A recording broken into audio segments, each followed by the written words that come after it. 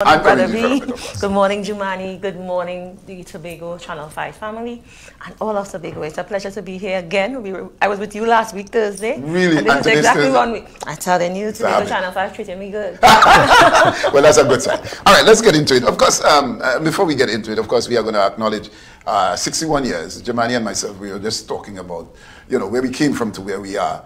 And 61 years is indeed a milestone for a small developing nation. And just an overview as to, how you feel as a citizen of Trinidad and Tobago. I think we are privileged, I said that earlier, yes, about what we benefit from the subsidies and so on. Yes. Just a quick overview on the acknowledgement of the 60th anniversary of this republic.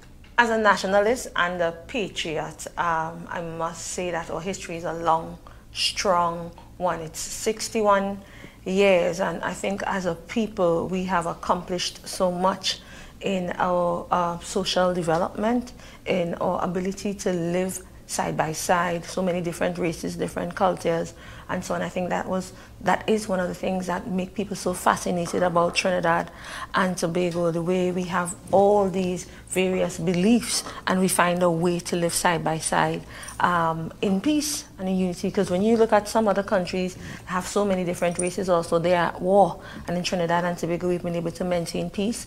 We've been able to develop our economy and become a shining light in the Caribbean. The big sister of the Caribbean, the rest of the region, looks up to Trinidad and Tobago. Many of our institutions are the template of other institutions throughout the region. Many of our programs form the template for other programs throughout the region. So we are a big sister, a leading light in the Caribbean, the envy of many. Many people looking for a better life in the Caribbean come to Trinidad and Tobago. So I feel proud, I feel happy. We've come a long way. We are not perfect, we have a way to go. But there's no other place I'd rather be from, and no other place I'd rather spend my time, because we all have options and choices than in Trinidad and Tobago. We are beautiful and unique people. I tell you. Yeah. All right, but let's go into it. And we spoke about the airline. We came from TTAS to BWE to where we are now with CAL. And clearly, there are issues, and madam, I'm sure that your phone rang off the hook when the fiasco with the pilots calling in sick. Let's speak to the issue. What is really the problem with CAL? Because it's an ongoing situation. From time to time, there is fallout with pilots and other part of the arm of perfect and seamless, and which should be the air bridge, the situation. I don't think it's ever going to be perfect. I don't think it's ever going to be seamless. We have to be open and frank about the reality of our situation.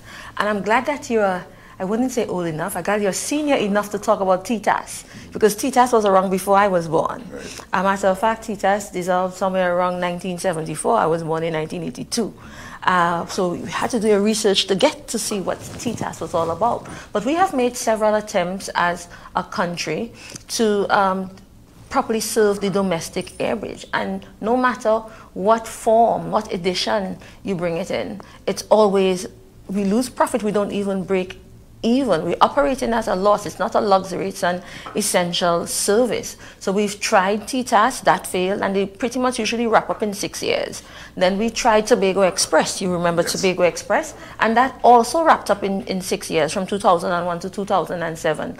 It was 2007 that Caribbean Airlines came on the scene with a new business model towards making the money on the regional routes and the international routes towards trying to support the local route, because it is a highly subsidized service. Whilst you pay $400 for a ticket, on every seat you're losing $300 to $600. It's in subsidy, it's in taxpayers' money. So first thing first, to own an airline. No other country in the Caribbean owns and operates an airline like we do.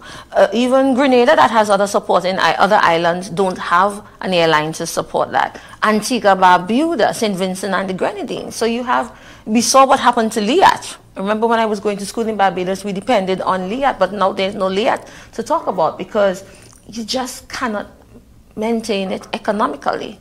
But in Trinidad and Tobago, we have decided over the years to face the loss because it is an essential service. It's about people getting to school, it's about the movement of goods, it's about movement of services, and so on. So we have to have Caribbean Airlines operating between Trinidad and Tobago, of course, that is supported by investment in the ferry.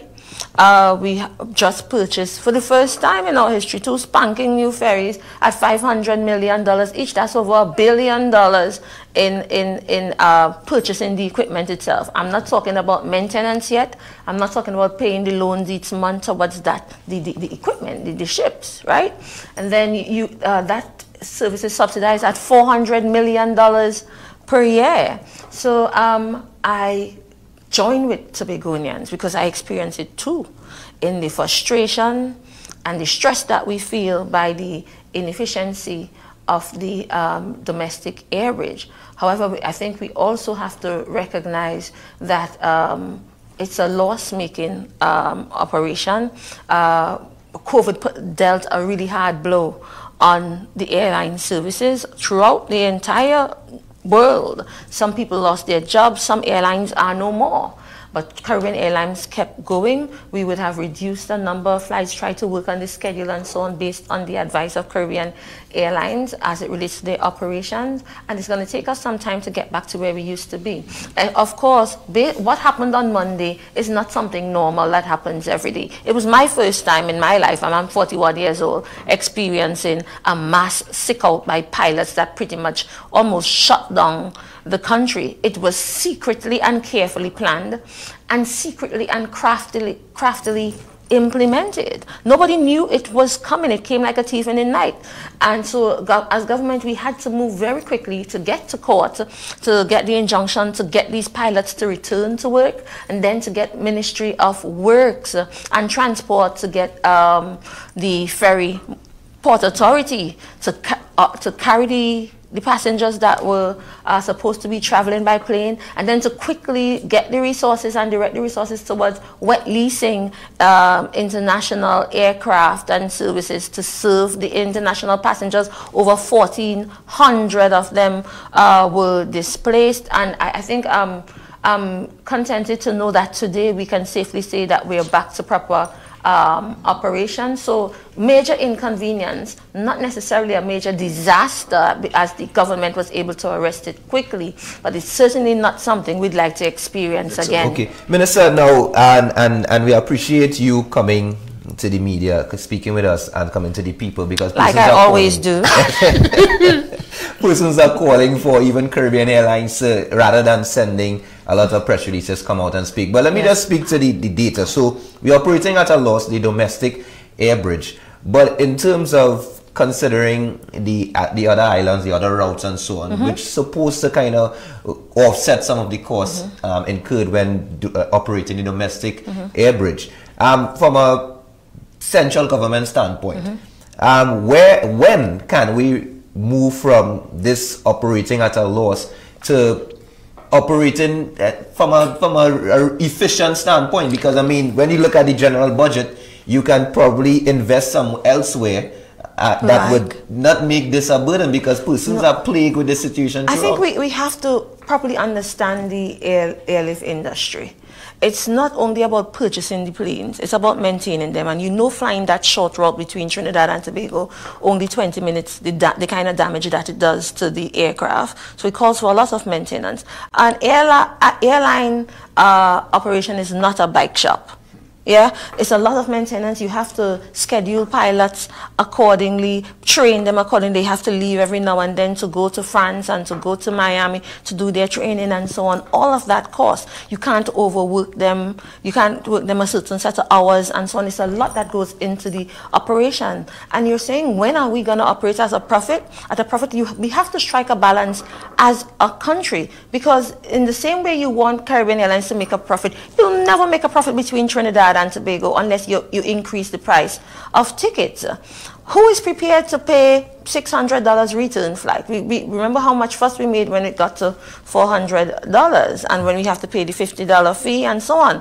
In order for this thing to break even, we're talking about $700 to $1,000, and we are price takers as it relates to fuel. So we don't have any control over what the international cost of fuel would be, alongside a host of other services and what's required to run the airline company and to operate smoothly. So it would always be, unless we are prepared to pay that increase in prices. I don't think persons would be prepared to pay that kind of increase. But what I'm thinking about is... Take the money from where? Education? Well, take it from where? National security? And that is take it from where? Grants? You understand? So in order to maintain the quality of life to which we've become accustomed, yes, we have the resources that we have, even against the backdrop of a trying economic time, not nationally, but regionally and internationally. Yes, against the backdrop of all that, you still want your children going to school free of charge. You spoke about GATE. You still want access to reduced or free tertiary education. You still want to health care free when you go to the hospital. You still want all the other grants and all the other liberties and concessions and all the other beautiful things that we enjoy in Trinidad and Tobago. You said that your colleagues at school were saying GATE and you have oil there and so on, because we enjoy a quality of life that the rest of the region doesn't enjoy. So which area are you willing to cut from in order to better fund the domestic air bridge? I think it's going to take some time before we get to that place. Caribbean Airlines has purchased, have gotten new aircraft and increased the number of flights to like some of the other countries in the region. And if you try to fly to Barbados lately or Jamaica, so you would see the price has gone up tremendously. And we are making the customers pay the cost because the domestic air bridge still has to run. We must remember though that it is supported by the ferry, and that's a deliberate investment by the government, even though it's operating at a loss. Okay. Yeah. All right. So let's bring in the crux of the conflict was as a result of pilots wage negotiation. I don't want to. Which are still ongoing. Let's speak to that, Madam Minister. Is there an intent by the government to settle the wage negotiation that has been ongoing with pilots? And of course, so let's get to that. Where are we with that discussion so that pilots can go to work comfortably? Right. Because you don't want a disgruntled pilot flying your plane. I tell you, you don't want a disgruntled pilot, you don't want a disgruntled police, you don't want a disgruntled fireman, you don't want a disgruntled teacher. Right. You understand what I'm saying? In all areas of labor, we don't want disgruntled workers. But what do you do if you have wage negotiation problems with the people who own Channel 5? You don't show up all of next week. There are people depending on you for that service, for the thing to run. What do teachers do, or what do police officers do when we are going through wage negotiations at this point in time? And everybody wants more, yes? And there's nothing wrong with wanting more, but we have to be realistic as to the size of the pie and the number of people that that same pie has to feed, and all the different things that we've become accustomed to that we want to still enjoy. Whilst COVID was taking place, people were at home receiving their salaries normally and receiving hampers and support from the government. Businesses received support, and we are fresh out of COVID. And it would take some time for the economy to pick up again. And for the negotiations, it would take some time for negotiations to get to a place of settling for pilots, for teachers, for everybody.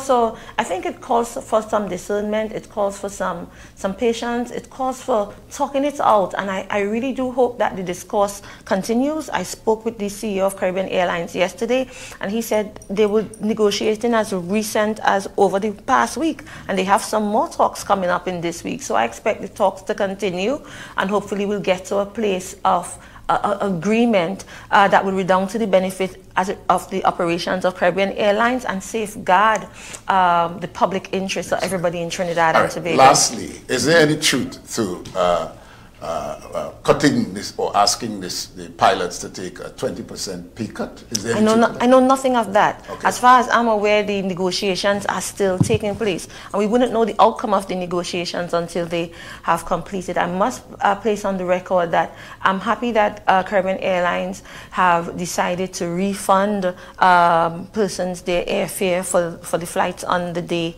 when the disruption took place, and to offer them a credit towards traveling in the future, and providing accommodation for the persons who who were affected. All of that took resources and people getting into high gear and working and making it happen in a number of days. It was a very unfortunate incident, and we never want something like that to ever happen again. Exactly. Okay, Minister, I have two questions. One, your response to what I saw circulating on social media, Dr. Faith B. Israeli, Deputy Secretary, speaking to the conference that you would have held yesterday, I believe. A press conference yesterday. Press conference yesterday, and speaking to when you specifically spoke on having a conversation with the Minister of Finance and expecting a response in terms of additional flights within a month. However, the Tobago Carnival, for example, is in October. A month from now wouldn't really benefit persons who plan in advance. Your response to that particular comment that you made? I'll tell you something, Jumani. Faith Israel, Dr. Faith Israel and her team, they have the liberty of making wild comments and making this thing into a political football, because they are not in management of the situation. They are not the government. And as we heard in AudioGate, their business is to continue campaigning. Our business is to focus on the next generation. We are not concerned too much about the next election. When that time comes, the people are going to make that decision. We are about running the country properly and using our resources to the best of our ability. Yes, yesterday I spoke about having the conversation with the Minister of Finance. As a member of the cabinet, we continue to always have these conversations and continue to make that investment. It is those conversations at the cabinet that resulted in us buying 2 ferries. It's those conversations that the cabinet as a member of parliament from Tobago that resulted in giving priority to the expansion of the airport. You understand what I'm saying? And increasing capacity as we move along. We're running a country here, not a shop. Yes? So at the end of the day, Faith Israel could say as much as she wants. She's a politician, and she's trying to maintain political support to her people. The kind of messages that they serve their people to get their support. And as we heard in AudioGate, they do not intend to stop campaigning. They've hired people to campaign for them. That's their business if they want to campaign. But I know for sure Tobagonians did not vote for that. Tobagonians don't wake up to go to war. I heard them saying this is about a war. We don't go to bed at night and wake up in the morning to go to war with anybody. We are about jobs for our people. We are about making sure children go to school, that we have opportunities for business, that we improve our standard of living. And I think anybody in leadership should be preaching peace and ways of motivating, empowering, and lifting up people. I think the Tobago House of Assembly needs to focus on that, putting business into the hands of Tobago businessmen, putting opportunities into the hands of our youth, employing the people that they promise to employ in the right way, providing opportunities for economic growth for Tobago to truly stand on its feet, so that when we speak about autonomy, we're in a place to mine ourselves, and we're in a place to contribute to the national purse in a more major and significant way. When they were campaigning, they spoke about energy resources and so on. Who are you training to provide the technical capacity to truly identify what the energy, what the outcomes from energy would be for us? When you sit at the table negotiating, we must know our power. We must know our position to negotiate properly. And it's not about preaching autonomy under the guise of internal self-government. They're talking about secession. Yes, more autonomy for Tobago. I'm in full support of that. But they're talking about secession under the guise of autonomy. Go out and talk to the people and get their mandate. I'm not about the posturing and the positioning with Dr. Faith Israel and the TPP. The elections have passed, and they would sure come again, and we would meet there once again, and we'll see what the results would be. You went down the road here, but the question. Yes, she's playing politics online, and I have to respond accordingly. We're about running the country. Which we understand. That's what we're about. And just to be clear, of course, persons would be clamoring for additional flights, and when we look at the data, we understand that. But naturally, with major events coming, and not just the events, traversing for essential services. I'll tell you something, Jumani. What Caribbean Airlines looked at over the year before last year, when we freshly came out of COVID, that would have to change, and we increased along the line. I think we are at a point right now, once again, for Caribbean Airlines to review its scheduling and do that type of assessment and come up with a best way forward. Like, for instance, we are lobbying to have the night flights added once again, not only for the Carnival, but I spoke about being an MP and having to go back and forth. People who come in on flights landing around 6 p.m. We don't want to have to spend the night in Trinidad. This is a part of who we are as a people. Tourism is our business, and this is an essential service we have to travel between Trinidad and Tobago. So it calls for constant review, and I also spoke to Caribbean Airlines, facing the public, interacting, having those conversations rather than issuing press releases, because those conversations have to happen towards improving the system. Lastly, you said you have... I'm not here for faith politics and posturing. Okay, we got in that. But let's get now to where the conversation with the Minister of Finance. Is it a conversation that you had or you're going to have? And what are you speaking to? It's conversations had, and we continue to have. When we came out of COVID, well, I should say prior to going into COVID, we used to have a 10 p.m. flight on some nights, and some nights you get a flight as late as 12. When during COVID, the flights came down due to security and so on, and then of course the economy would have been affected by COVID. When they repopulated the scheduling, they looked at what were our highest times of travel and gave us flights to suit those times. Yes, so they took off the late night 10 o'clock flight and the late night 12 o'clock flight, and I'm saying it's about time that they reconsider that position and have at least one night flight, or have night flights added once again. So the review is going to take place, and Mr. Imbert, who is the minister responsible for Caribbean Airlines, has promised to give us a response by the end of the month. Excellent. Well, we look forward to that, and then you will report to us, as you say. Like I always do. Yes. And thank you, ma'am, for being here with us. That was brought us to the end of this morning program. Yes, you gotta go. Yes, ladies and gentlemen, thank you for joining us this morning on Rise and Shine. My name is Jumani Juby Cox, and today is the best day of the year. Every day should be the best day of the year, in fact. All right, and you will join DJ and I inside Cup of Tea as we take you to the places with that. Embrace the urgency of today.